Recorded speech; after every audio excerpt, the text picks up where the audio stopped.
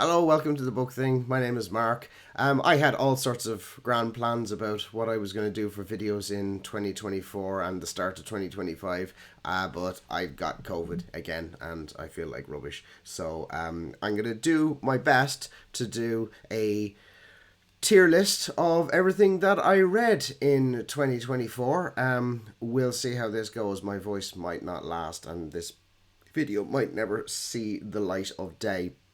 The only thing I'm leaving out of this list is the Discworld books. Those I'm going to do on a separate tier ranking once I've finally finished my read through of the Discworld series. So, without further ado, here is the tier list of everything that I did in 2024. Alright, so let's start off with In Cold Blood by Truman Capote. This was a great book. This was really, really good. It's the story of the real life story of these this murders that took place, and the two men who committed it. But what's so fascinating about this is Truman Capote kind of invented the entire real crime novel with this. So if you've got a true crime section in your local bookshop, you can kind of largely put that down to Truman Capote. I believe as well that he was a bit of an asshole the way he treated Harper Lee and didn't really give her any credit for the work that she did on it. It's still a fantastic book. I would absolutely recommend it, and I'm going to pop that straight up into A tier. Okay, we're moving on now to the back end of the Wheel of Time. I'd started reading Wheel of Time in 2023. It was a reread, actually. And we're at the back end of it now. So the first one of these is going to be Winter's Heart. I'm not the world's biggest Wheel of Time fan. It's fine. And this sort of era of the Wheel of Time here, this is all of that stuff to do with Perrin and Fael being kidnapped, and that particular piece of storyline just drags on and on and on. I wasn't really a massive fan of that. I'm going to pop that into C tier. Okay, One Flew Over the Cuckoo's Nest by Ken Kesey. Yeah, that made my top 10 of the year, so that's easily up into S tier. Kurt Vonnegut's Slaughterhouse-Five. Again, this is one of those books that tends to be a bit controversial. A lot of people don't actually like it that much and tend to be quite disappointed when they read it. I liked it a lot. I kind of, when I was reading it, approached it from the perspective of, is this actually sci-fi, or is this all happening in the head of the main protagonist? And because I kind of approached it from that point of view, I think I probably enjoyed it a bit more. I like Slaughterhouse-Five an awful lot. I'm giving that A tier. That's definitely going to go into A tier for me. Right, so we're at Crossroads of Twilight. So this is right in the midst of the whole Fael being kidnapped part of it. Yeah, this is actually, yeah, not a whole lot of fun at all. I don't know if I go so far as to say this is D tier, but I'll certainly stick it into C tier.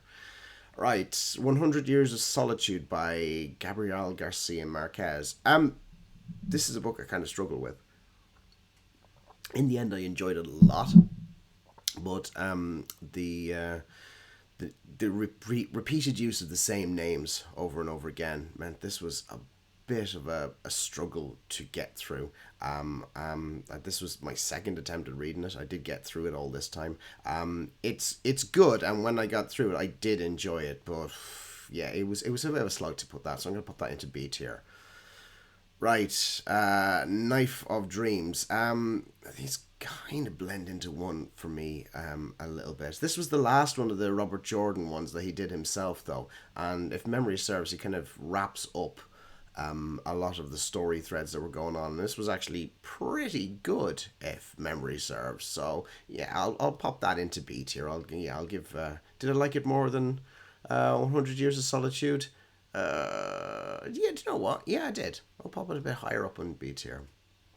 All right, The Gathering Storms. This is the first one that was done with him and Brandon Sanderson together. Well, Brandon Sanderson finishing off Robert Jordan's work after Jordan had passed away. I quite like. I know this is controversial from a Wheel of Time fan perspective. I actually quite like Brandon Sanderson's increased pace. I know he's probably not got the same talent for prose that Robert Jordan had, but Robert Jordan's talent for prose got quite repetitive at times. Yeah, I think I liked this a little bit better than the ones we'd seen before. So I'm gonna keep it into C tier, but I'll put it at the upper end of C tier. Okay, Bleak House by Charles Dickens. This is a fantastic book. I haven't read that many Dickens books, but I've read a couple. Bleak House, it's got a big, sprawling cast of characters, all very well fleshed out. And at the start, it kind of isn't immediately apparent where the story's going to go with it. But yeah, I like Bleak House an awful lot. Do I like it enough to put it up into S tier? I'm gonna say no because it was. I wouldn't put it in S tier because the first part of the book, it does take quite a bit of time to get going. So I'm gonna put it at the top end of A tier instead. Okay, Ray Bradbury, Fahrenheit 451, is a famous dystopian novel about the fireman, but the fireman's job is to burn books. It was good. Yeah, I liked it. It wasn't anything particularly masterful. It was decent. Yeah, I'm gonna put it B tier. And yeah, I probably liked it better than both the Knife of Dreams and 100 Years of Solitude. Okay. So this is Towers of Midnight, the next one in the Wheel of Time. This is the one that, if memory serves, is kind of tying off loose ends and leading up to the last battle. And I think the pacing was a bit all over the place. Or well, I say all over the place. I mean, it had gone from a very slow-paced series to going along at a bit of a rollicking speed here. I I liked it, probably not as much as Gathering Storm, but yeah, I kind of feel like one of these two, and I'm not even certain which one belongs in D tier, but I'll leave them there for the time being. Okay, Dennis E. Taylor, We Are Legion, We Are Bob. If you haven't read this, this is a series about a guy who dies and then wakes up about 100 years in the future as an artificial intelligence. He was like a software geek in Silicon Valley, and then he wakes up as an artificial intelligence to be told that he's going to be put into a rocket to go and explore the galaxy to try and find an alternate place for humanity to live in and make the necessary preparations. And he goes off as this artificial personality, and he replicates himself to do other jobs. And this is a real breath of fresh air. It's great fun. It's really, really enjoyable to get through. Yeah, it's gonna go A tier. It's probably not as good as In Cold Blood, but I probably liked it better than Slaughterhouse-Five. The two follow-ups for We Are Many and All These Worlds. They're similarly good, maybe not quite as good as those. The first one is a real blast, a real breath of fresh air. Next two, they kind of blend into each other a little bit, and it starts to feel a little bit like someone playing a real-time strategy game where they're just trying to manage various different sets of resources in all these various different places. And it's not quite so enjoyable to read, but it's still really imaginative and really good. Is it A tier? Is it B tier? I'm going to leave him at the bottom end of A tier for now. If the A tier starts to fill up too much, I might have to bump them down a little bit. Okay, Strumpet City by James Plunkett. Absolutely S tier. Love this book. If you haven't seen this in any of my top tens, the reason being is this is a reread. I read this years ago and I reread it again this year. Wonderful book. It is set during the early part of the 20th century in Dublin, and it is about the strikes and lockouts that took place. So it's around real historical events, and but it's about a fictional cast of characters in and around Dublin from all areas of the all different levels of society in it. It's an absolutely fantastic book. If you like stuff like Steinbeck, I highly recommend giving Strumpet City a go. I don't think it's particularly well known outside of Ireland, but genuinely excellent book. Okay, so we're capping off the end of the Wheel of Time with Memory of Lights. And I liked Memory of Light. I like that it sort of finished the series off, and I think it finished it off in quite a satisfying way. I'm still going to keep it in C tier, I think. But I'm going to put it at the top end of C tier. I do think one of these two does need to go down into D tier, though. I can't remember which one of those two is the most heavy, with the subplot about Fail being kidnapped by the Shido, but that drags the hell on, and I hated it. It just felt like punishment to go through it. I'm leaving them both in C tier because I can't remember which one was most heavily to do with that plot thread. If I knew which one it was, it'd go straight down into D tier, though, I can tell you that much. Okay, The Secret by Lee Child, the 2023 release for in his Jack Reacher series. This was pretty good. This was one of the ones set when he was still in the military and carrying out an investigation.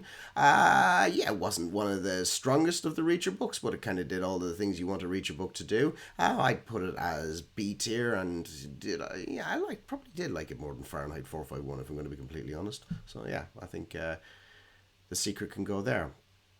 All right, the three-body problem, the first part of the Remembrance of Earth's Past. I liked this an awful lot. I thought this was a really, really great book.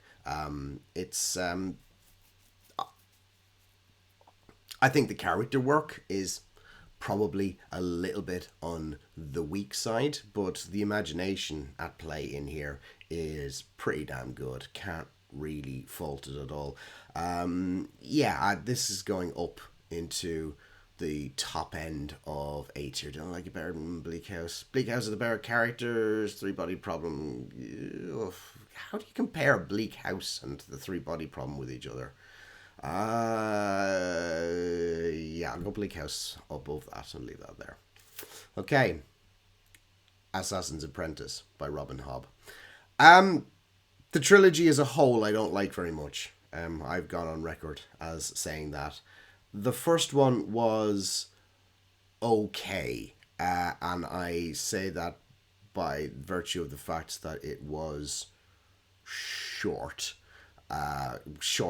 than the later ones became. So I'm going to...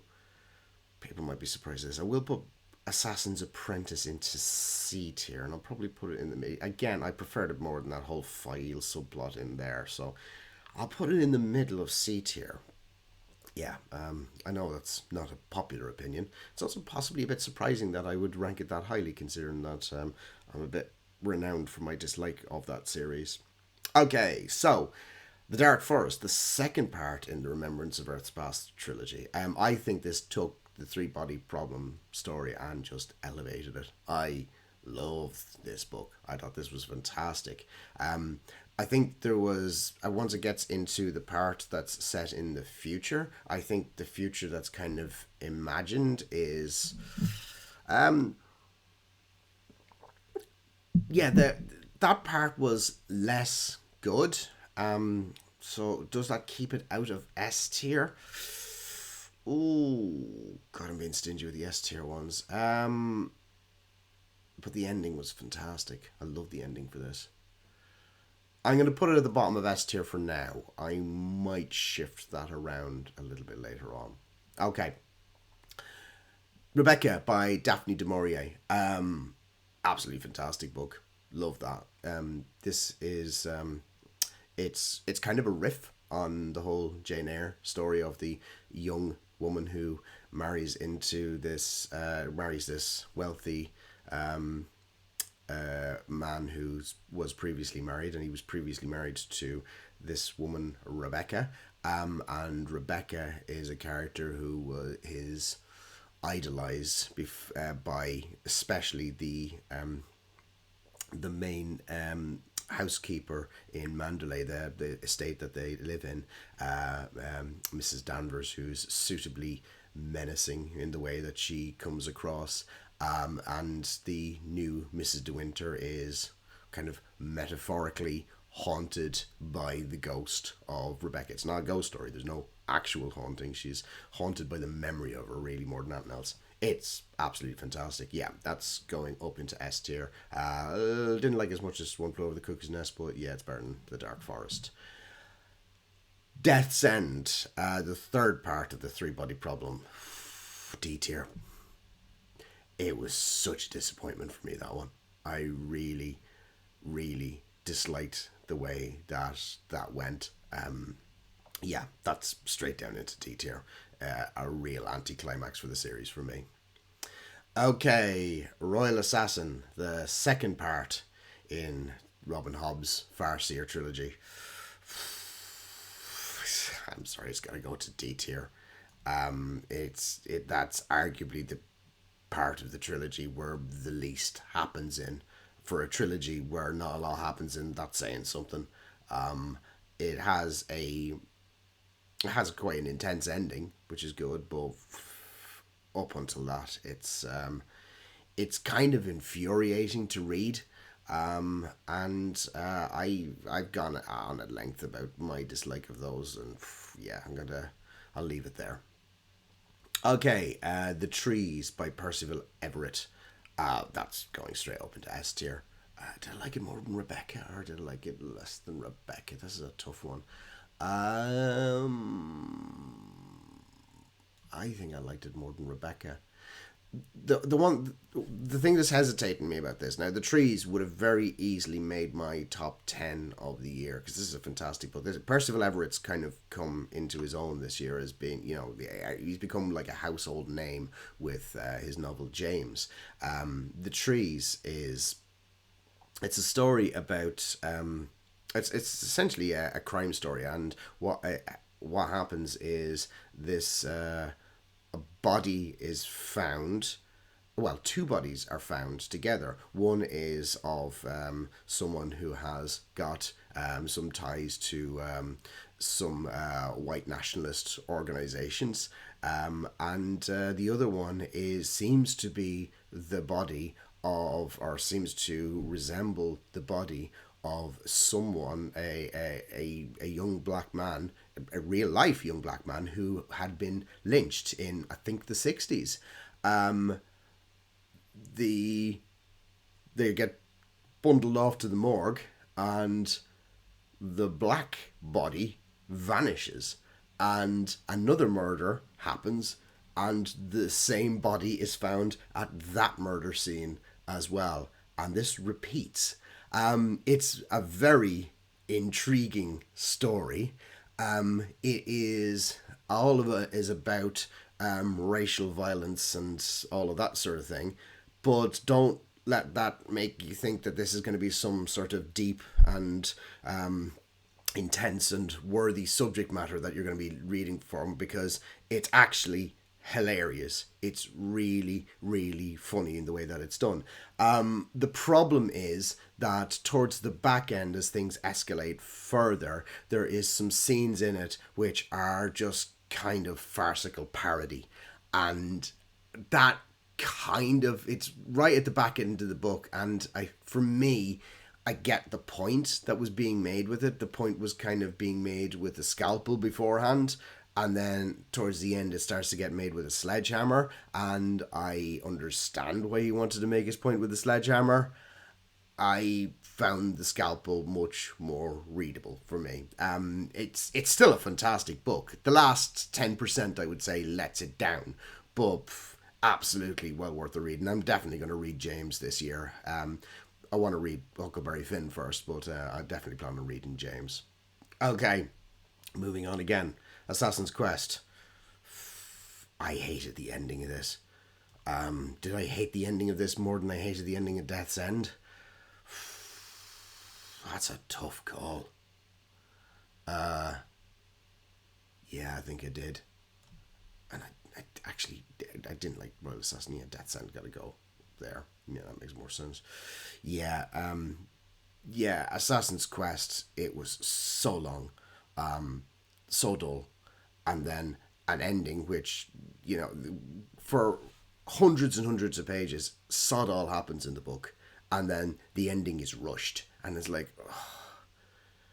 And the ending, the way that everything is tied together, it's so anticlimactic to me. Yeah, no, hated it. Hated it. Sorry. I know that's not popular, but I hated it. All right, Long Shadows by David Baldacci. So this is the latest in his Amos Decker series, his Memory Man series. So these are thriller series about this investigator called Amos Decker, who, when he was younger, was a footballer and had sustained a head injury. And ever since he has sustained that head injury, he has the ability to remember absolutely everything that he has ever seen or heard or read or anything like that. So it's yeah, it's it's a fun series. It's absolute nonsense. It's the sort of rubbish you'd see in airport newsagents. But I kind of love the rubbish that you see in airport newsagents. So yeah, it's great fun. I probably liked it more than the latest Lead Child, actually, to be honest. Even though I love the Reacher series, I think I probably prefer. Generally, I prefer the Reacher series to the Amos Decker series. But I think in this instance, I actually preferred Long Shadows over The Secret. All right, The Sea by Iris Murdoch. Oh yeah, this is going straight into S tier. I love this one. This was an absolutely fantastic book. It's a very odd book. And for like the first chunk of it, it feels like it's just going to be this kind of ponderous memoir. It's written in the first person perspective, about this guy who was an old theatre director, and he retires out to the English coast to write his memoirs and wax lyrical about all of this really disgusting food that he likes, and he'll rave about how he's had boiled onions for his lunch, and these are the best way to have onions, and what no one would need. And he's a real pretentious asshole, really. And over time, various different people from his past start to come back in as he starts to ponder and think about mostly the women in his past. He starts to encounter them again, and again he comes across as just it's very very very clever, because Iris Murdoch writes it in the first person perspective, and she's able to write Charles Araby, who's the main character, as someone who is a complete asshole, complete pretentious asshole, but doesn't get that he is a completely pretentious arsehole. So she's able to write him in the first person, basically writing himself in the perspective where he thinks he's great and he's clearly an arsehole. And all of that is quite interesting up until about the halfway point, where the plot takes a massive twist, where he does something very, very rash. And the plot takes a big hard left turn at that point. I loved it. It's a great book. It's very well written, fantastic characters, and definitely worth a read. Okay, White Sargasso Sea by Jean Rees. So this is this is a sequel. No, not a sequel. This is a prequel to Jane Eyre. So Jean Rees basically wrote the story showing the history of first Mrs. Rochester from Jane Eyre, who, spoilers for Jane Eyre, is the still alive former wife who is mad and living in the attic of Rochester's home, and Jane Eyre isn't aware of her. This is all about the sort of the childhood that she had, the how her and her family were ostracized when she was younger, and then how she encounters Rochester and how their relationship takes a sour turn very, very early on, and kind of repositions her more of the victim of circumstances and actually Rochester's indifference more so than just a woman who just happened to be mad. It's well worth a read, especially if you like Jane Eyre. I'd absolutely read it. I'm gonna put it at sort of the bottom end of A tier. It's good. Yeah, that seems fair for that. Okay, who goes there? This is the novella that John Carpenter's film The Thing is based on. So it's set in Antarctica. It's the research station, and there's the alien that is essentially impersonating the people that it kills. And yeah, it's I was quite surprised by how good it was and how close to it John Carpenter made the story of The Thing. I'm a big fan of The Thing, hence the profile picture on my channel. So yeah, I had high hopes for this one, and it delivered. Yeah, this is good. I'm gonna put it. Did I like it more than probably didn't like it more than In Cold Blood. Liked it more than Iron Bob, so I'll put it there on A tier. Okay, Butter by Asako Yuzuki. Now, I read this earlier on in the year and it didn't seem to be on anyone's radar. And now as we get towards the back end of the year, it seems to be winning lots of awards and things. And yeah, I picked it up because of the cover. It just has a really, really striking cover. And then when I read the blurb on the back about how it's about a journalist going to see this woman who is a convicted serial killer, and her way into conversation with her is about discussion of food and how much this serial killer loves butter and things like that. That was very intriguing. It gave real Silence of the Lambs vibes to me. I read it, and it probably owes a bit of a debt to Silence of the Lambs in the way that it's got, the serial killer behind bars who is manipulating the person who comes to see them, and there is this sort of fascination with food as well, which comes across a little bit in some of the Thomas Harris stuff as well. But if you were looking at this as sort of a crime thriller type thing, it's probably C tier. But what it actually is more about is the role and the perception and the images and the expectations of women in the overtly sexist culture of Japan. And for all of that stuff, it probably goes closer to A tier. Where am I going to put this? Will it go? I'm thinking it's probably top of B tier. It's worth a read. I think, and the reason I'm saying, reason I've changed, faltered a bit and gone to B tier is I think the ending kind of lets it down because it kind of peters out into nothing really. There's kind of not really anywhere that it goes. So yeah, I think top of the B tier probably is where that probably lives. Okay, I Have No Mouth and I Must Scream by Harlan Ellison. Now this is the actual full collection of short stories, not just the story I Have No Mouth but I Must Scream. I Have No Mouth and I Must Scream. That story itself is basically about an AI that it has conquered the world and killed everyone on it apart from a couple of people that it keeps alive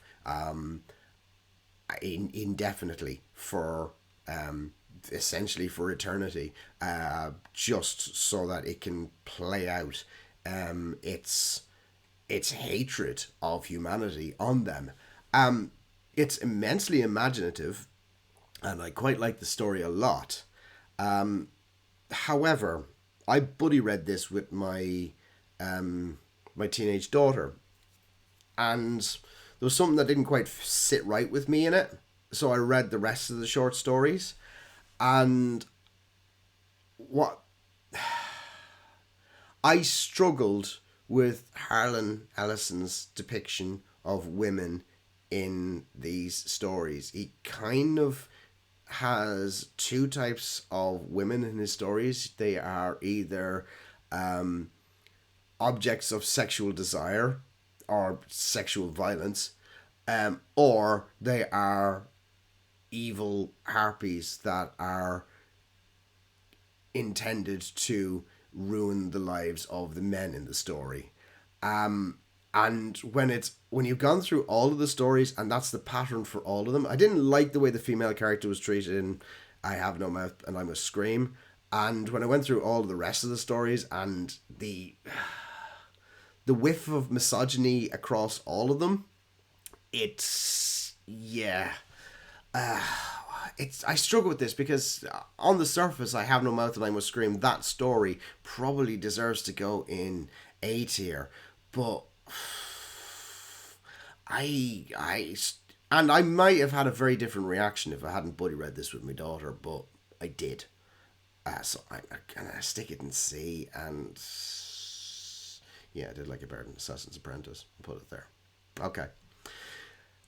Tress of the Emerald Sea, Brandon Sanderson. It's one of the secret projects that he did that is part of the whole Cosmere world that he has. I liked it a lot. I liked the story a lot. I found the tone that it was written in. It's written from the perspective of his sarky world hopping character Hoyd, or Wit as he is in the Stormlight Archive, and I struggle with that, mostly because it feels like it's just Sanderson trying to be funny, and Sanderson's not very funny. I mean, like his gags are just pure bad dad level jokes, and I know because my dad level jokes are fucking atrocious. And yeah, if story great, method of telling the story less so. I'm gonna put it in A tier, but I'm gonna stick it in the middle of it. Do I like it better? I liked it better than Slaughterhouse-Five, did I? Yeah, I'll put it under Slaughterhouse-Five. No, yeah, I liked it better than Slaughterhouse-Five. I'll put it there.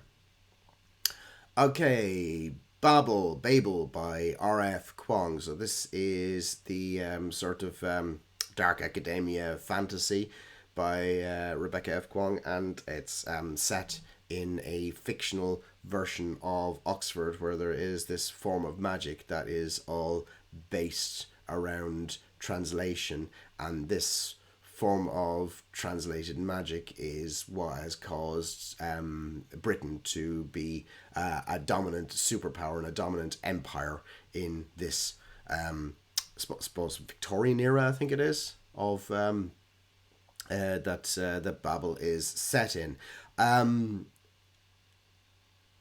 I think it's good. I think it probably promises a little bit more than it delivers. I think it's I liked the idea behind how this magic was working.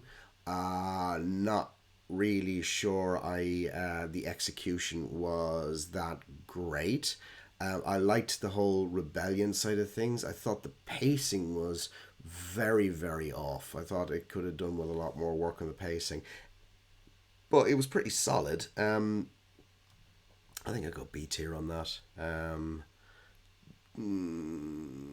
Yeah, around Fahrenheit.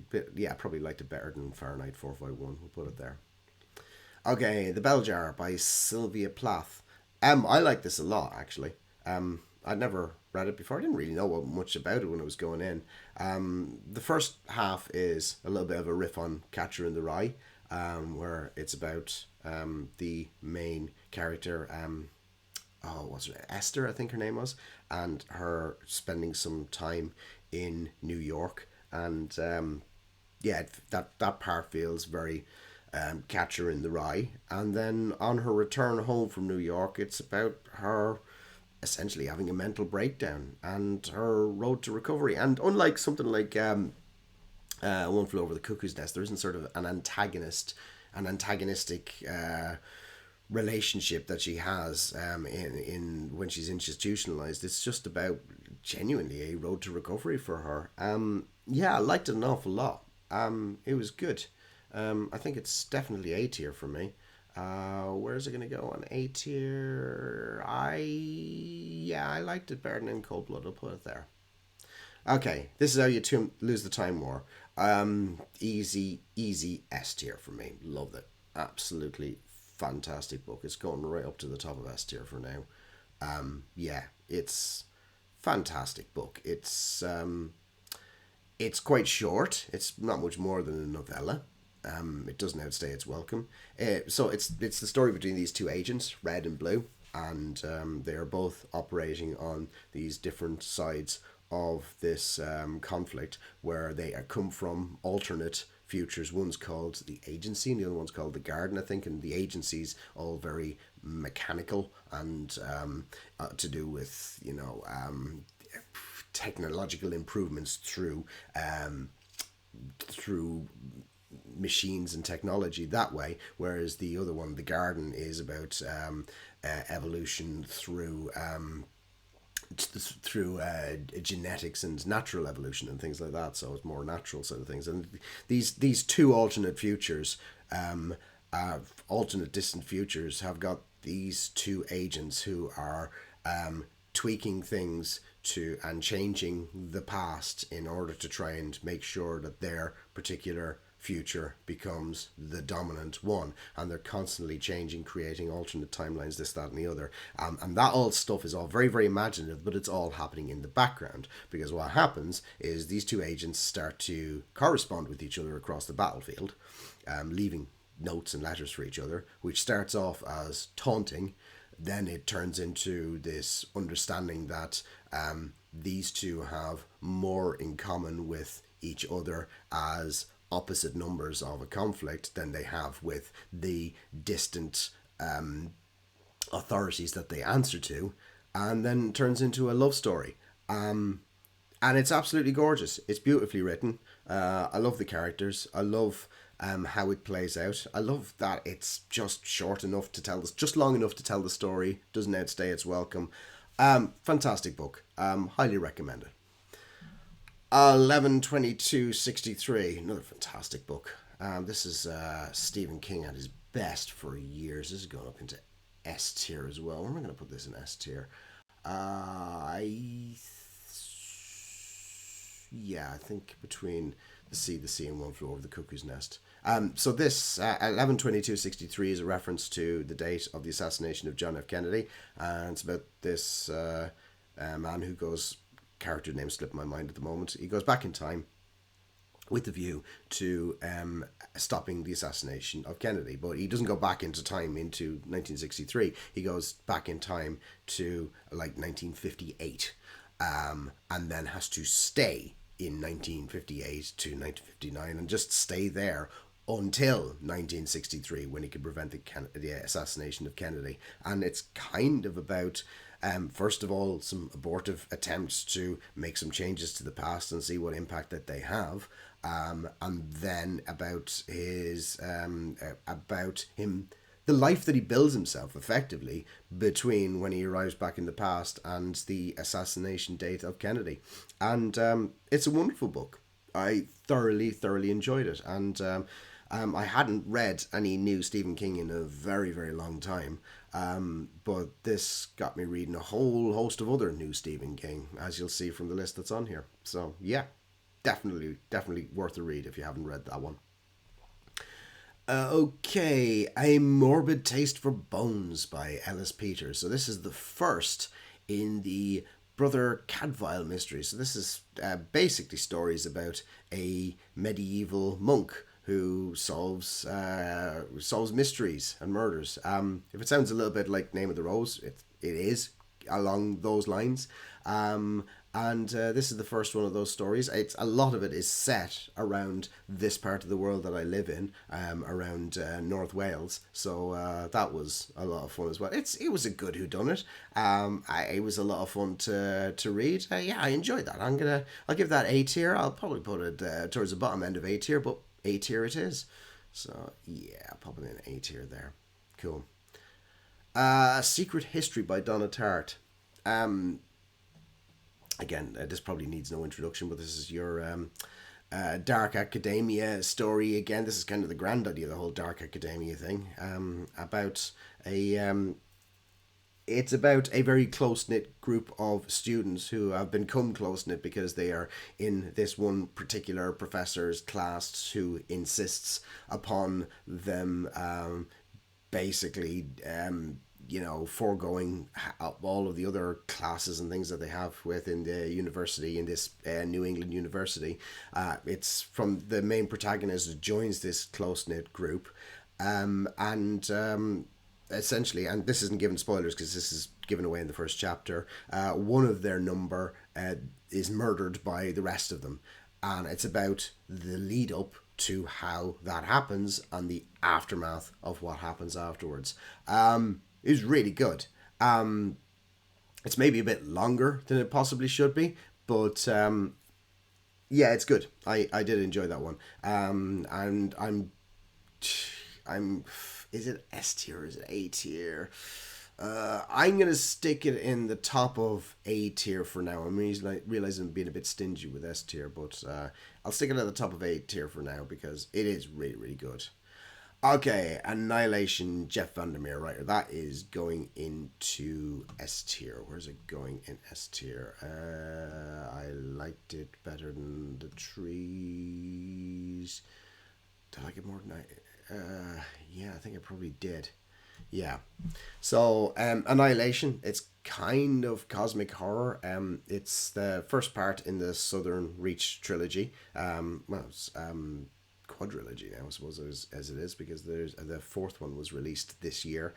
And it's the story about this, what's known as Area X, which is this part of the US which seems to have been taken over by a weird life force is probably the easiest way of describing it. It's quite odd. It doesn't give you an awful lot of answers about things, but from an atmospheric perspective, yeah, it's really, really good. So it's about an expedition, an all-female expedition that goes into this Area X, and about what happens to them while they're there, and it's from the perspective of one of them, who is called the biologist. And what the others don't know about the biologist is that her husband was actually someone who vanished in a previous expedition into Area X. Yeah, absolutely loved Annihilation. Really, really good. Well worth a read. Okay. Sun Also Rises by Ernest Hemingway. This was an odd one for me. As I was reading it, I was enjoying it fine. I thought it was okay. Hemingway, if you've ever read any of Hemingway's writing, his writing style is quite austere. It's nothing flowery in it. It's putting down as little as needs to be said throughout his writing. Now, when I was reading it, I was enjoying it fine. And I thought it was pretty good. I'd have probably put it in the top of B tier. However, it's one of those books that has kind of lived rent-free in my head ever since. And it's my thoughts on it just increase as time goes on. On the surface, it's just about from the perspective of this writer who goes with some friends from Paris. He lives in Paris in the 1920s, and they go down from Paris down to Pamplona for the festival, and it's about their journey down there and what they get up to while they're there together. But actually it's the sort of it's that whole lost generation thing where it's about basically a lot of people trying to find their place in the world. It's about relationships going quite sour. It's one that it's one that lived with me actually. So having read it when I read it initially, I would have probably put it into a high B, but now I think I have to give it into A tier. So yeah, I did like it more than Nine Cold Blood, and I think I liked it more than the Bell Jar as well. So yeah, it's gonna go pretty high up in A tier. I think there feels about right for me.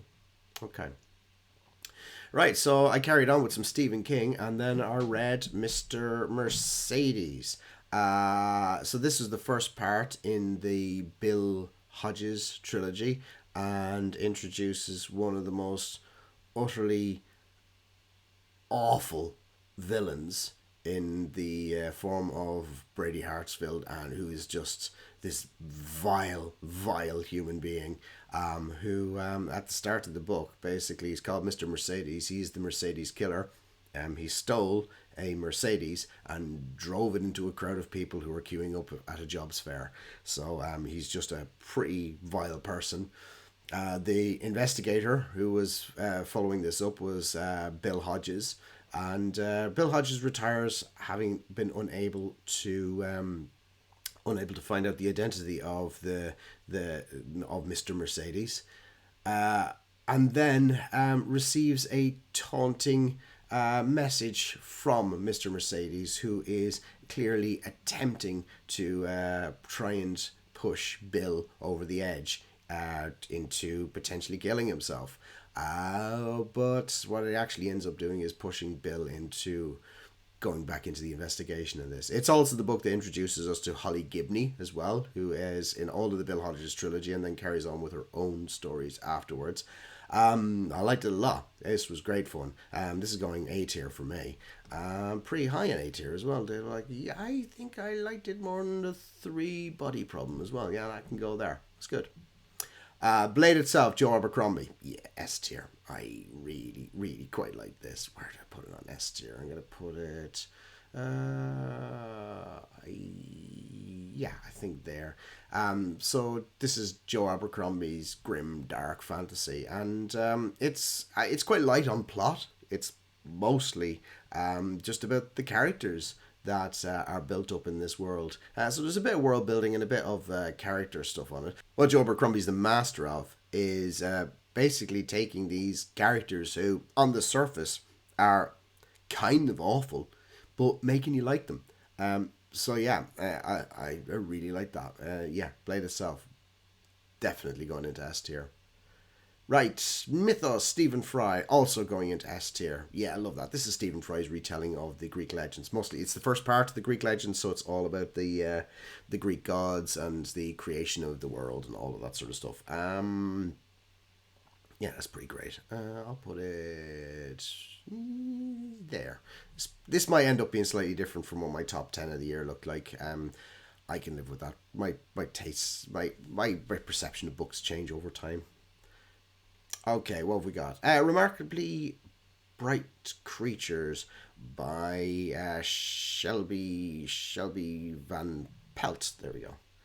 And this is the story of this woman Tova, who is a cleaner at an aquarium, who recently widowed, and had also lost her son many years ago, and kind of strikes up a friendship with an octopus in the aquarium called Marcellus.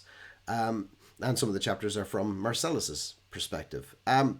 This is one of these books that seems to be I come up quite a bit on Book Talk and BookTube as being an absolutely fantastic book. I liked it. I liked it quite a lot. I don't know if I quite liked it as much as everyone else seems to, but it's a solid B tier book for me, and it's quite high. Yeah, did I like it? I liked it more than Babel. I'll put it there. That seems fair. Okay, The Ritual by Adam Neville. This was just a nice horror book. I liked it a lot. It's kind of in two halves. The first half is about this group of friends who are hiking up in the woods in Scandinavia and get off the beaten track, and then suddenly find out that they're being stalked by something quite terrifying and virtually invisible. And yeah, it's kind of that part is kind of a cross between Predator and the Blair Witch Project. The second part of it is after they escape from the woods, then they encounter the some people related who are aware of what's been going on in the woods. I don't want to spoil it beyond that.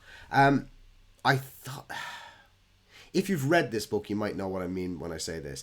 This would have benefited from being something that came out in the 90s, at which point the group of people that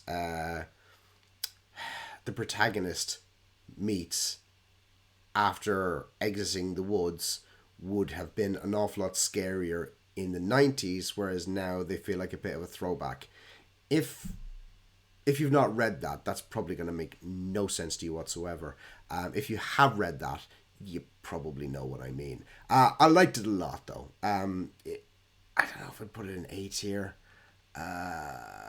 You know what? I will. And I actually am going to put it above... I'm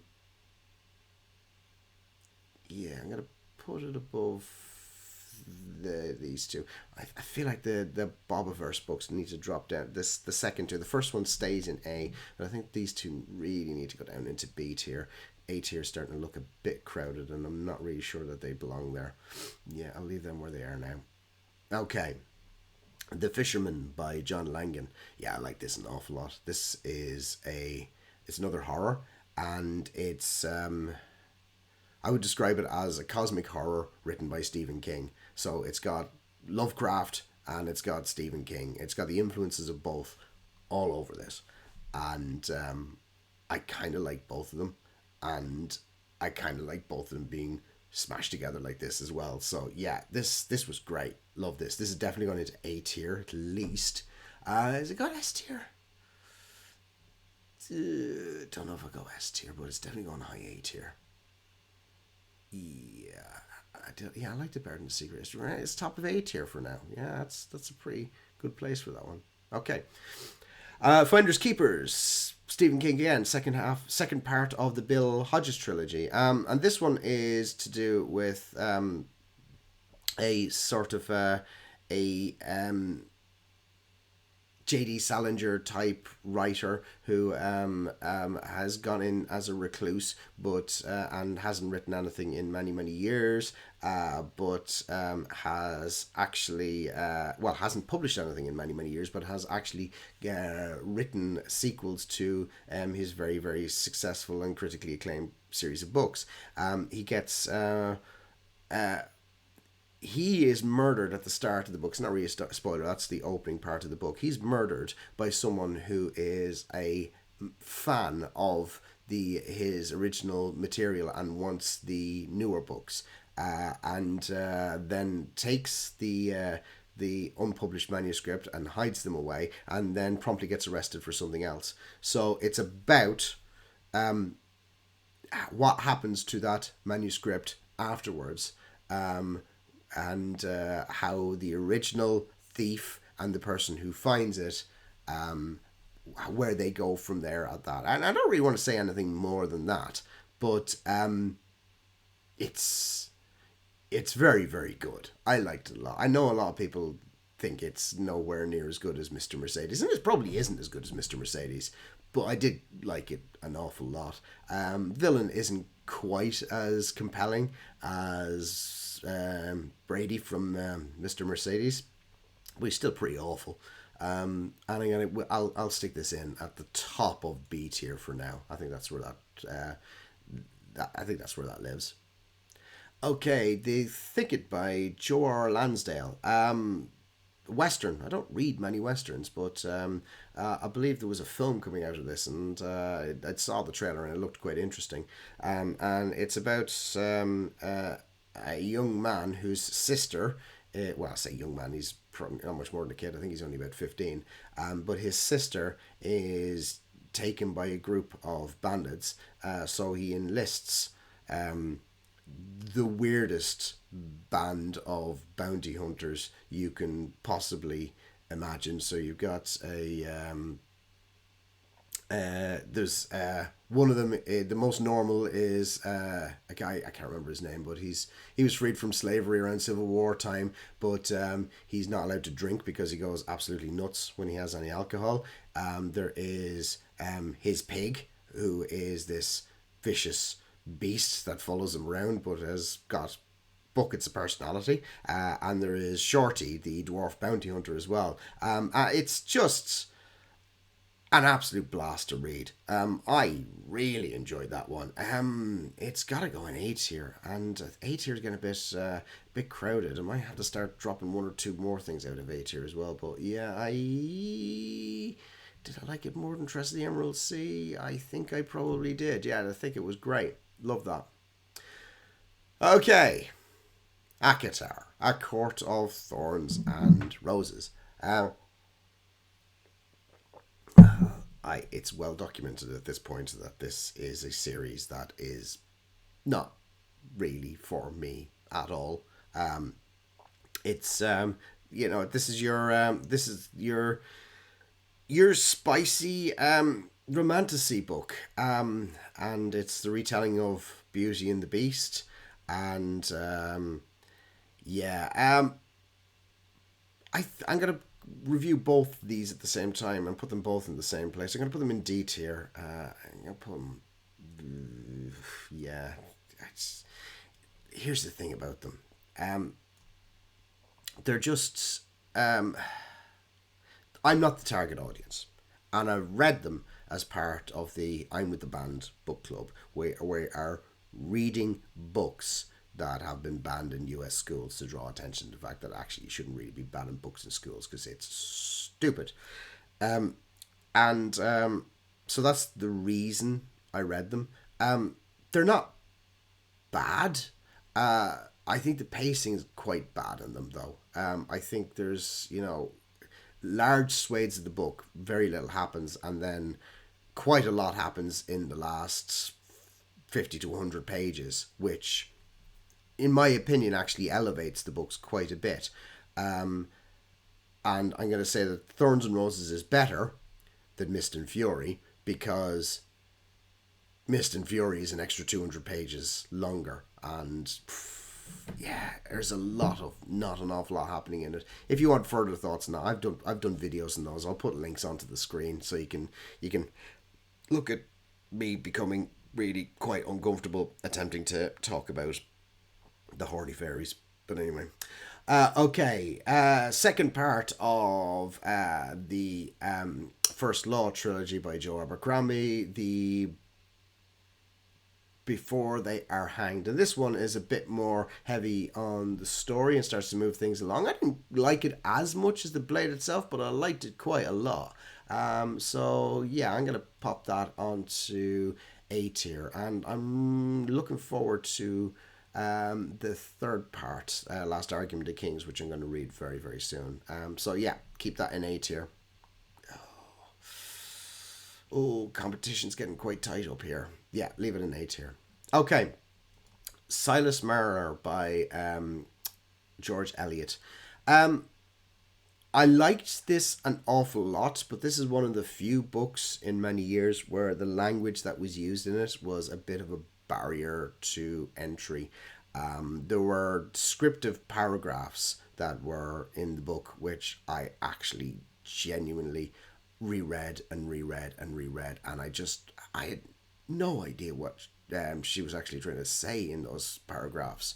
And that let it down a little bit for me, and that's I get that's a me problem, and that's down to my own limited ability to read the English language. But actually, aside from that, the characters in this and the character arc that Silas Marner takes over the story is actually quite lovely. How he goes from this recluse to someone who with a whole load of joy and love in his heart, and it's quite lovely actually.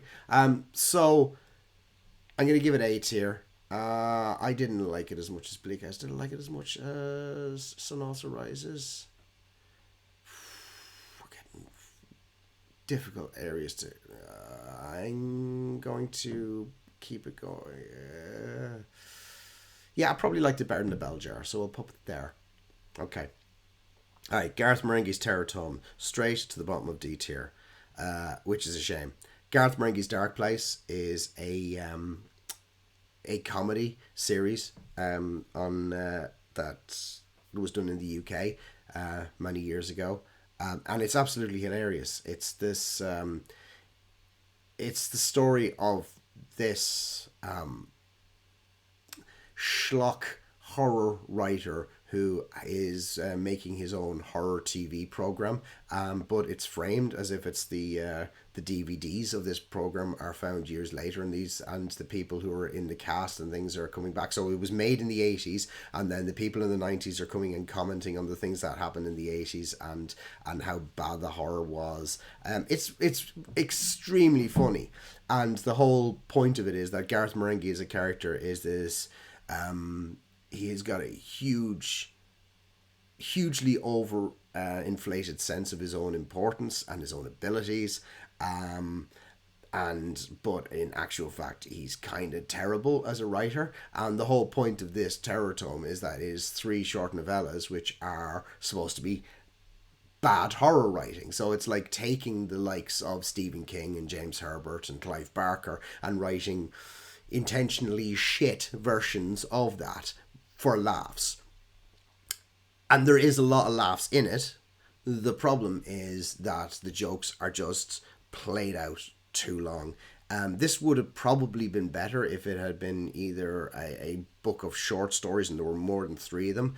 But everything just was dragged out so much that it just ceased to be funny and actually became kind of a chore. So yeah, I'm sad to say TerrorTome was the bottom of the list for me. Okay, end of watch, Stephen King. So this is the 3rd part in the Bill Hodges trilogy, and I have to say, Stephen King is probably the only writer in the world who can get away with writing a trilogy of thrillers, and then the 3rd part introduces a paranormal element to it. It'd be like if Thomas Harris wrote Red Dragon, then Silence of the Lambs, and then in the 3rd part he gave Hannibal Lecter superpowers. Everyone would think that Thomas Harris had gone nuts and just completely lost the plot. I mean, arguably he did after Silence of the Lambs, because the rest of that series is terrible. But Stephen King kind of gets away with it in a way that I don't think anybody else could. And I kind of love how nuts that is, and I quite liked it. So yeah, that's an A tier one for me. I don't think I liked it as much as Mr. Mercedes. I don't.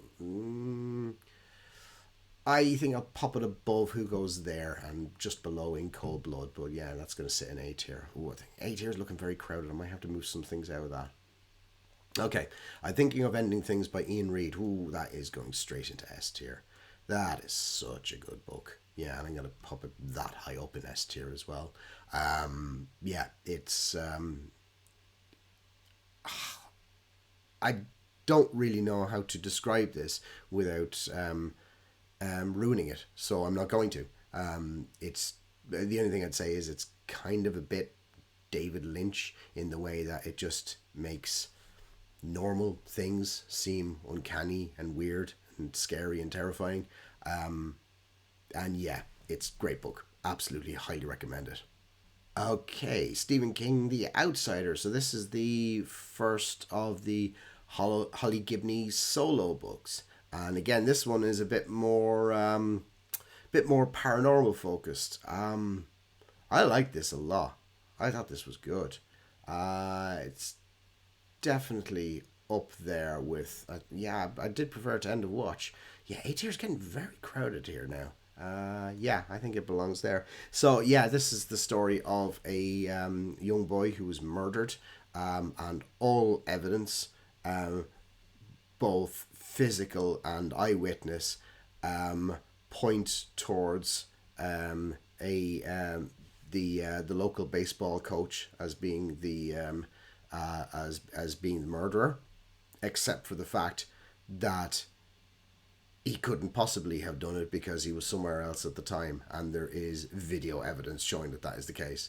So that's the jumping off point for it. And it's a fantastic book, and it was great fun. I really enjoyed that one. Okay, Mrs. Dalloway by Virginia Woolf. So this is the first Virginia Woolf I've ever read. I'm not the world's biggest fan of stream of consciousness writing. It's very good. It does set the mood. I do struggle with, this sort of shifting perspectives and stream of consciousness style of writing. I don't think reading James Joyce is going to be something that's going to be on the cards for me in the foreseeable future.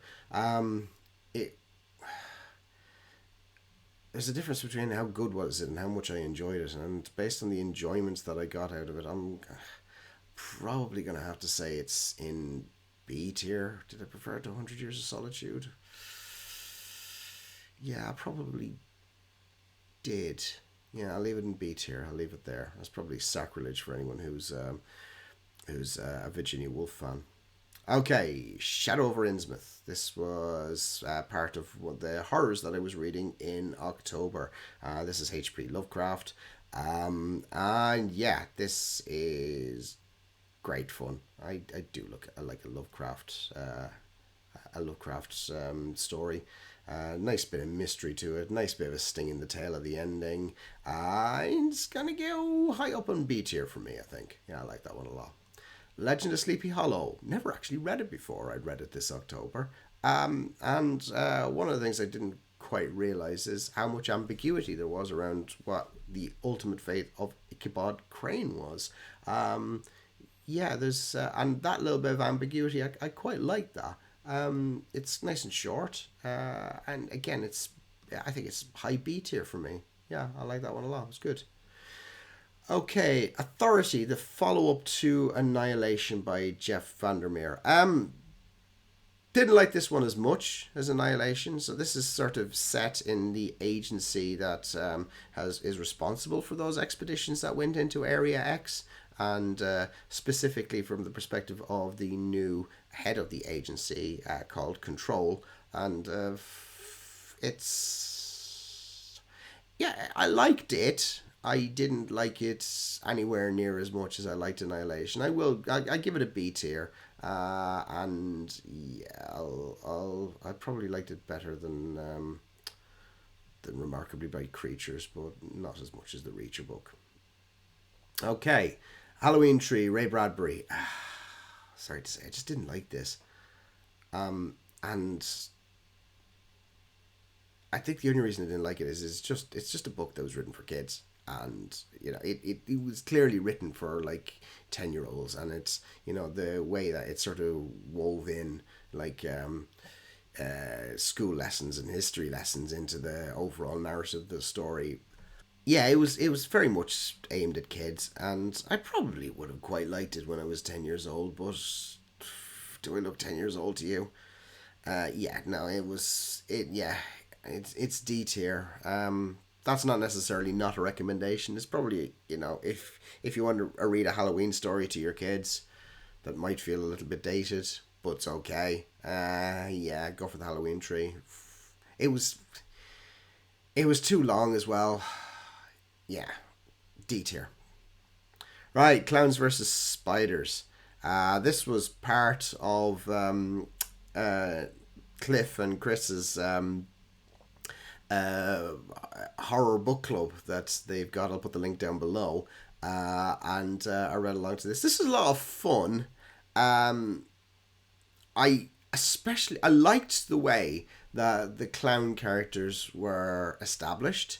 I thought it was really nice to create these as actually just these really quite likable characters who wanted to be clowns just so that they could make children happy, but were bemused at the fact that, thanks to the likes of you know, It by Stephen King and things like that, that clowns were now considered to be scary. They hate it, and they just want to make people laugh. And I like that a lot. And the spiders, the way they were set up, were kind of was suitably creepy and scary as well.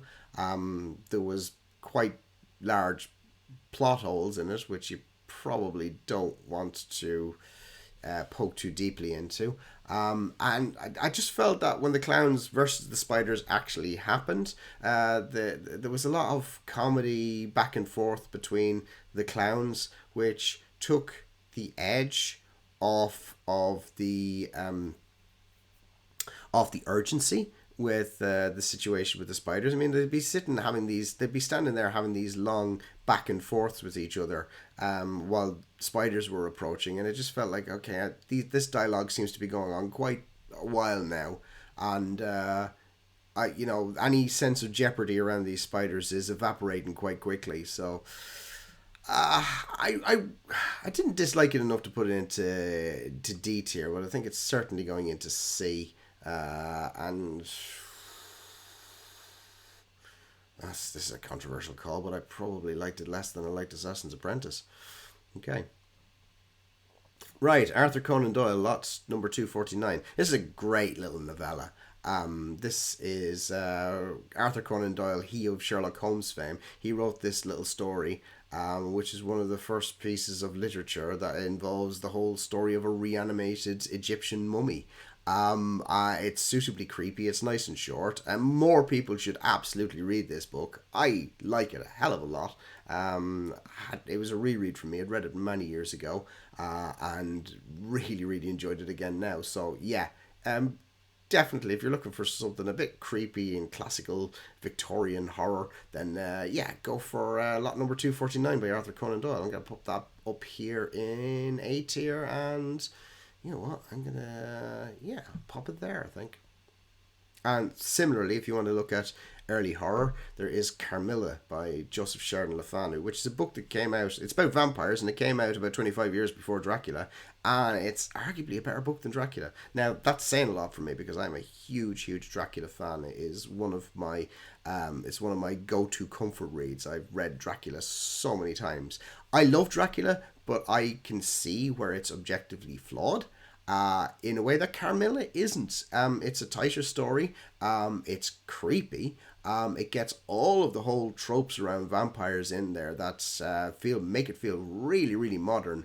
And I would highly recommend you to, if you like Dracula, or if you maybe were disappointed by Dracula, highly recommend you checking out Carmilla. It's going into S tier for me. I liked it more than I liked Yeah, I did. It's going to go into there for me. Great book. On the flip side, the very first book about vampires, again, more novella or a short story, was The Vampire by John William Polidori. This is going in D tier because it's not great. I mean, it's not good at all, to be perfectly honest. It's very... it's not great. But that being said, the one thing I would kind of recommend with it is, as well as writing the story, Polidori also wrote around what sort of gave him inspiration from it for the story, which was all about Byron, Lord Byron, and specifically the night that that they were at that house in Switzerland where they came up with a challenge to tell each other the scariest stories, which was the night that Mary Shelley came up with the story of Frankenstein. And Polidori talks about that, and actually that's more interesting than the story of the vampire, but that's kind of not the book. So it's interesting from that perspective, as sort of the earliest days of horror. It's not very interesting beyond that.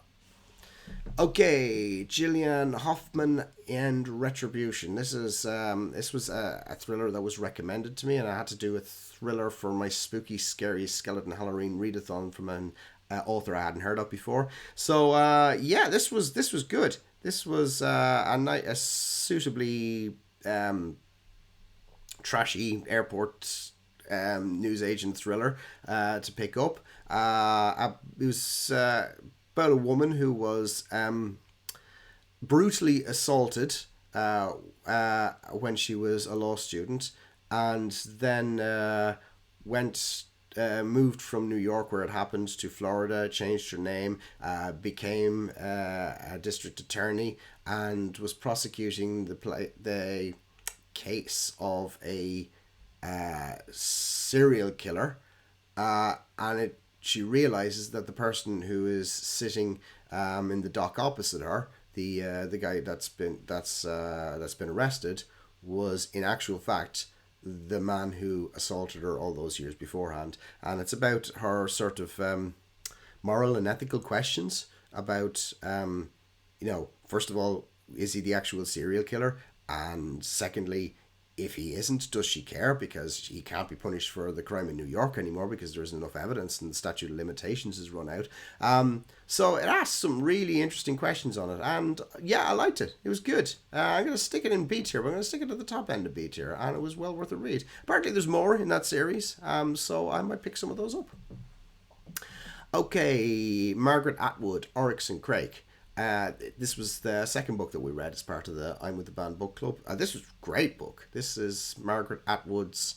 It's like a science fiction about kind of a world of genetic modification, and we kind of see two parts of the future. We kind of see a near future and a distant future. So the near future is about Jimmy as he's growing up in that world, and how his parents work for these various different companies that are creating these genetic mutants for variety of commercial purposes, and then there's the distant future where Jimmy is now just Snowman, and he is seems to be the only ordinary person left, because the only other people around seem to be these highly evolved but also quite childlike versions of people,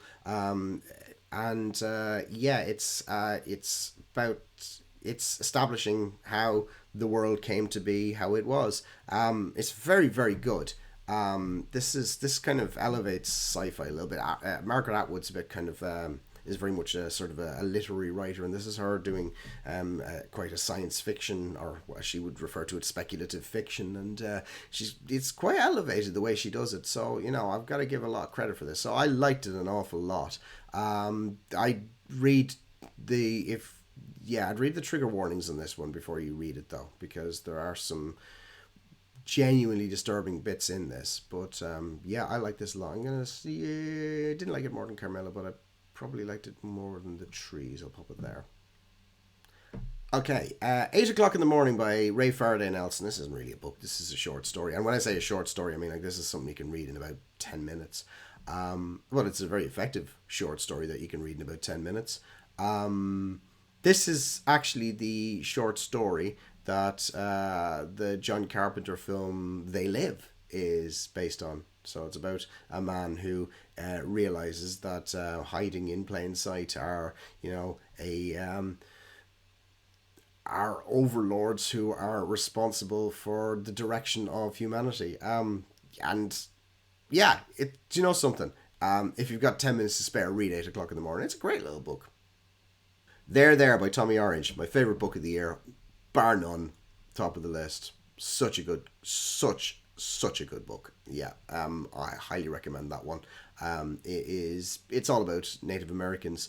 This is the first of 3 books about Native Americans by Native American authors that I ended up reading towards the back end of last year. Not initially intentionally, but 3 very different experiences of the Native American life. So this is very much from the perspective of more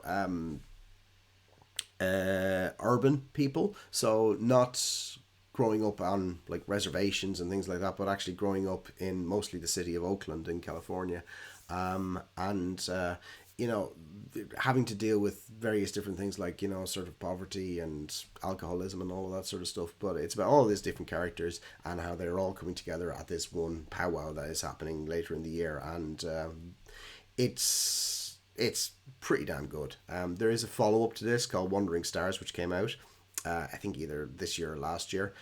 So I'm really looking forward to reading that one as well. Okay, The Screwtape Letters by C.S. Lewis. So this is C.S. Lewis attempting to be very whimsical, and this is done as a series of letters from the demon Screwtape, the senior demon Screwtape, to his young young nephew Wormwood, who is trying to tempt this gentleman into sin so that they can have his soul for all eternity. And it's a framing device for C.S. Lewis being able to basically convey his own theological views as to what's right and what's wrong, but framing it as an opposite, as like, oh yes, you make sure you get him to do this, and then his soul will be damned, because it's that sort of thing. I went into it kind of hoping it was going to be sort of a bit of a almost a proto Good Omens by Neil Gaiman and Terry Pratchett, where it's like, you know, the demons and the things that they're doing, you know, and the whimsy around that. It's not really. It's kind of just C.S. Lewis preaching at you. C.S. Lewis converted to Anglicanism. Well, I don't know what he converted from, if he converted from anything specific, but he became a very devout Anglican later in life. And this is, you know, this is very, very. This is a form. This isn't really such a morality. This is more theology, and this is very much, you know, this is what, in the tenets of the religion that I follow, I think is acceptable and not acceptable, and you know, it's very, very preachy. It's very, very preachy of a type of Christianity that is kind of archaic in some points as well. It's actually really boring. Yeah, I didn't like this one at all. Put it there, I think. Vanishing Triangle, another one I read in October. This is another true crime thing. Well, it's supposed to be a true crime thing. It's written by Claire McGowan, who is a fiction author. I haven't read any of her stuff, but it's about a geographic part of Ireland, basically around the eastern side of Ireland, and about a number of disappearances of women that happened predominantly around the 90s.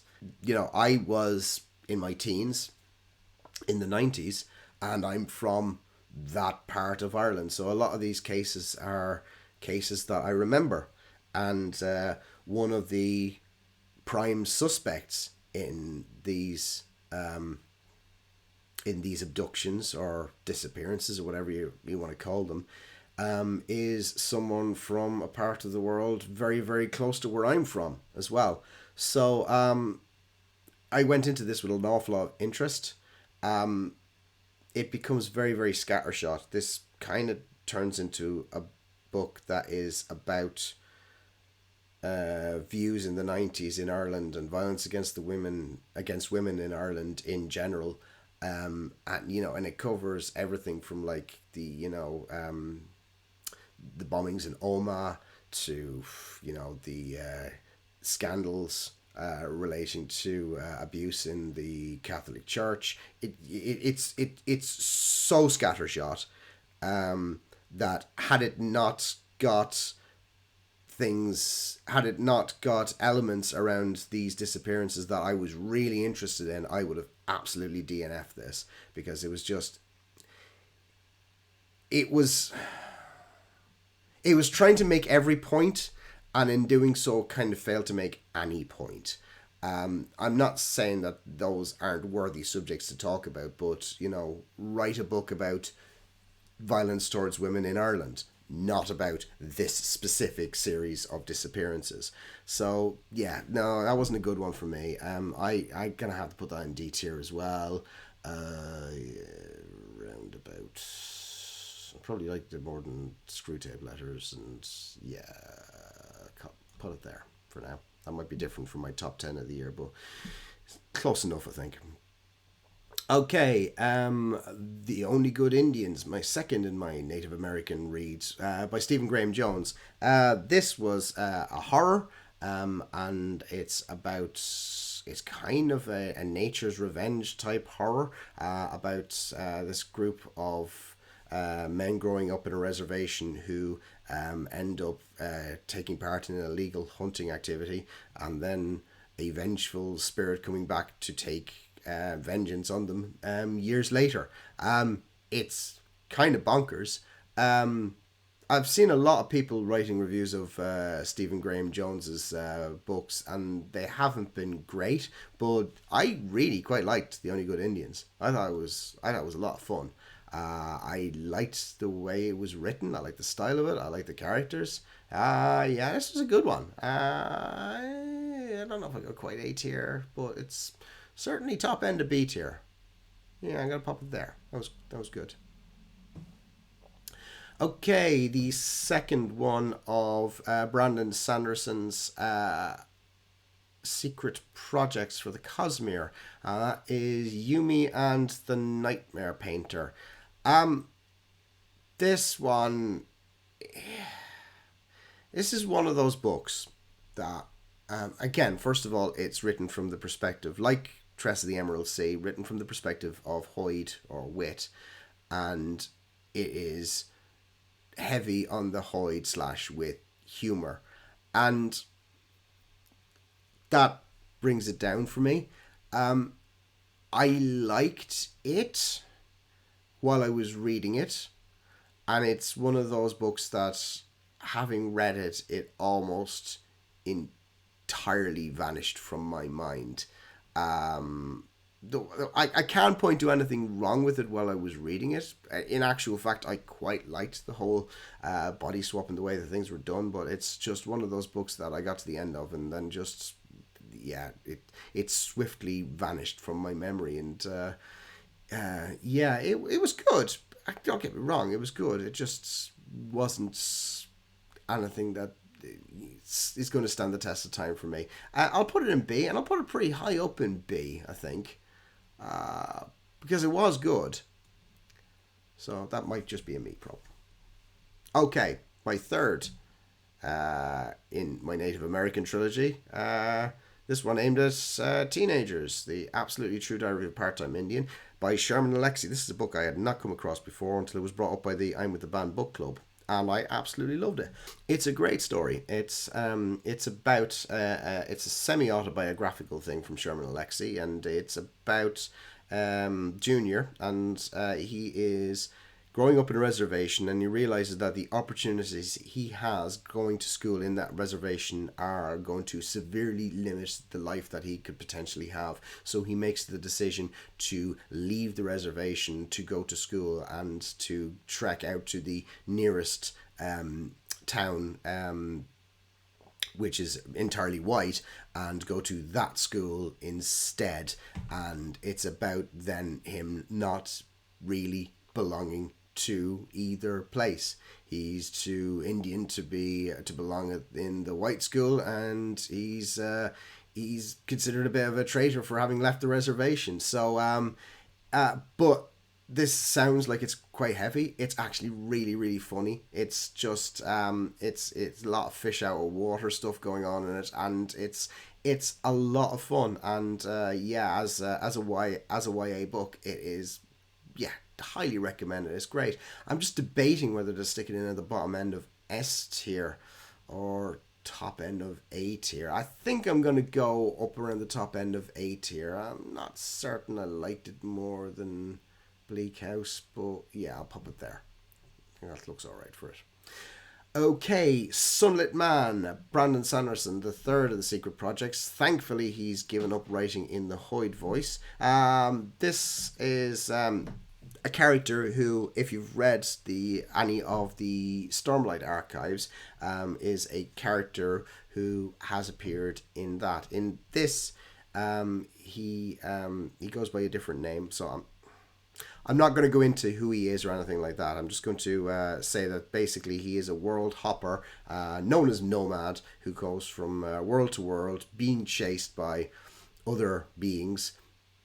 And he lands on this one world where the sun is so powerful that it basically is melting rock and things like that. So any of the people who live in this world are constantly chasing the nighttime. They are trying to stay ahead of the sunrise at all times, and they're basically a nomadic people.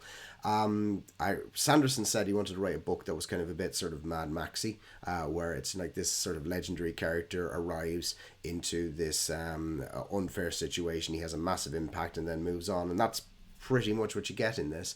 I liked it. Yeah, I did like it. I think I probably liked it more than You Mean the Nightmare Painter, and probably not as much as Tress of the Emerald Sea. So, yeah, I'm going to bounce it above Sleepy Hollow. So, it's B tier, but a solidly good B tier. Okay, House of Leaves by Mark Z. Danielewski. This is entirely unique. So on the surface, this is the story of about a house that is slightly bigger on the inside than it is on the outside, and it's moved into by this award-winning photographer who then starts to document the weirdness of the house, which then turns into this full-blown documentary called The Navidson Record. But we don't get to see the Navidson Record. What we get is a description of the Navidson Record, which was made by this strange old recluse who has died, called Zampano. Except we're not getting to see Zampano's work directly. We are getting to see this through the writings of the guy who found the work, a guy called Johnny Truant. So there's these different layers of storytelling all happening all at the same time, and it's separated out with different fonts and footnotes and references back to appendices and things like that. And then as things get weirder in the house, things get weirder for the people who are describing the story as well.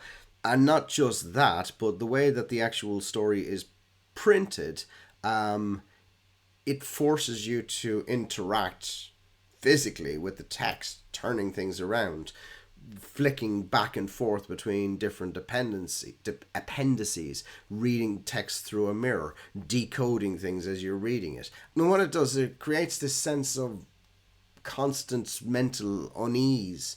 So when the weird stuff starts to happen, you're kind of already mentally primed for it to go straight into the scary parts of the brain. It's very, very effective. It's flawed. I will say the whole physical way of reading it is a turn off for a lot of people. And it's actually an awful lot easier to understand it as you're in it. And you really shouldn't let it turn you off reading the book. It is quite big, so it is a commitment. But again, that probably shouldn't turn you off reading the book as well.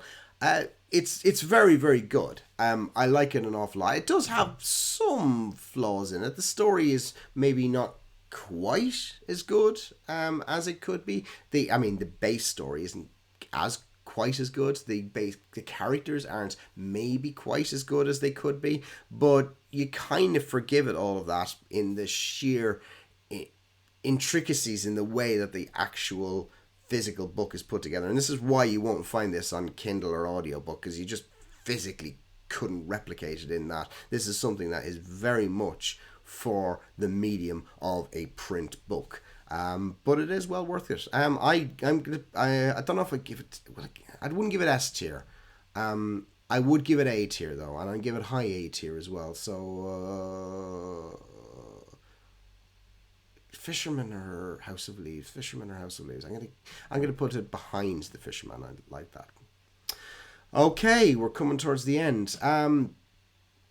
we have got Red Rising, the first part of the Red Rising series. I kind of went into this one with pretty low expectations. I wasn't expecting an awful lot of it. I kind of thought it was going to be a little bit sort of Hunger Gamesy, that sort of thing.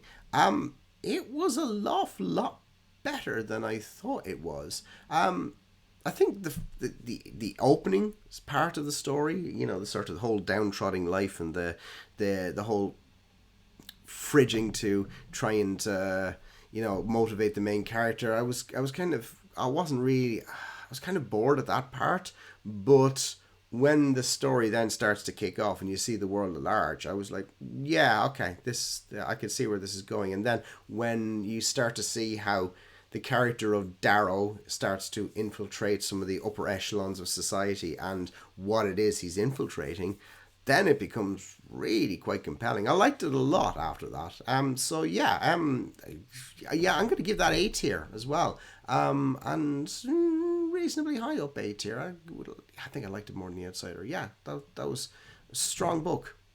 Yeah, very, very good.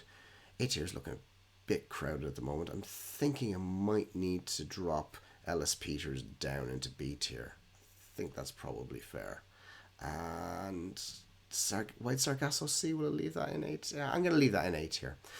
Okay, so we've got 2 more books for 2024. The first one is The Book Thief. So this was quite a big book several years ago. Oops, didn't mean to do that. And this it's narrated by Death, the character of Death. So, you know, as a Terry Pratchett fan, I'm already kind of primed to see stories from see things from Death's perspective. It's the story of Liesel Memminger, who is a young girl who's growing up in a small town outside of Munich. She's living with her foster parents and going to school, and this is all during the period of time from the onset of the Second World War right up until up into the Second World War being well underway. And it's very much around the oppression of the Nazi regime. And you know, The Book Thief, it does, you know, books and the Nazi regime, they have a certain connotation with each other, and burnings and things like that, and those sorts of things all start to come into play in the story. And I don't want to go into it beyond that. The story itself, it's kind of light on plot, but characters are absolutely fantastic. I really enjoyed it. It's going, I think I'm gonna have to put that in S tier. It's definitely S tier, and kind of high S tier as well. Did I like it more than The Sea? I think it did, actually. And Blade itself, yeah. I'm going to pop it, yeah, between 1122, 63 and Mythos. I think that's a good place for it. And finally, the last book that I finished in 2024 was part of a read-along with John at Disquieting Dragons Discord, and that was so John at Disquieting Dragons is doing an entire reread of everything written by James Herbert, and the first one was Herbert's first book, The Rats. Now, I read that many years ago, and I gotta be honest with you, I really didn't remember any of it, but having reread it now, I really quite enjoyed it. I hadn't remembered quite how much of this was about sort of the official response to what to do about these giant killer rats, as opposed to, you know, sort of a Die Hardy type situation. It was, and it kind of reminded me a little bit of World War Z, and by Max Brooks, and it being the sort of what the official response and how the tackling the problem happened. And that's what The Rats was a little bit like as well. I was quite impressed with it. I don't know if I go as high as A tier on it, but I'd certainly go into pretty decent B tier.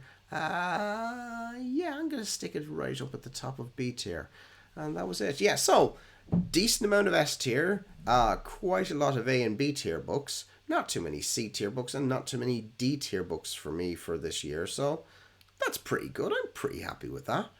So that was 2024 for me. That was my first year on BookTube, and a lot of the things I ended up reading here ended up being influenced by either other BookTube readers or were part of BookTube read-alongs or challenges and things like that. So I managed to go through a fairly diverse bunch of books that I probably wouldn't have ordinarily. Anyway, so that was my tier list for 2024. If there's anything in there that you disagree with, let me know in the comments below, because I'd love to hear that from you. In the meantime, thanks so much for watching this. I really appreciate you taking all the time to do that, and take care.